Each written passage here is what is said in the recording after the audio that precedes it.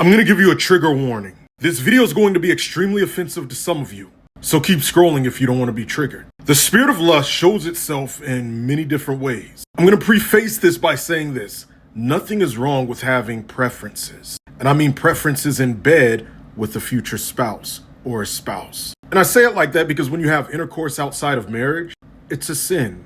Intercourse is the consummation that seals the marriage. And there's nothing wrong with having preferences for your spouse. But there are some people that take these preferences overboard. Men do it with certain things, and women do it with certain things. One of these things is mentioned in the Bible specifically by God, and it's used as a metaphor for a nation that abandoned God. Ezekiel 23:20, God himself says, "She lusted after lovers with genitals as large as donkeys and emissions like those of a horse."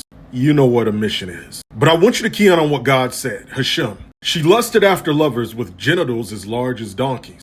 In other words, which I can't say that on here without my video getting flagged. Metaphorically, she wanted something big in her guts. And for other reasons. God purposely uses this metaphor. There are some women that will either cheat on their spouse, and I've seen women say this, Christian women, that they would avoid a potential God-given spouse if I can't say that because my video gift, if his meat missile isn't huge. That's the spirit of lust in operation. And the spirit of lust can impact you psychologically to where your brain starts changing and going towards it. Forgive me for my word usage. I have to say different words so my video won't get flagged. Intercourse is in marriage what worship is to God in the form of intimacy. Understand that God made your body and the spouse who he has for you body compatible. And I mean, when you engage in that, there are some things that you have to start off learning with each other. You have to learn each other's bodies because God embedded pleasure spots on the human body. But when you get so infatuated with that body part that you're going to abandon a God-given spouse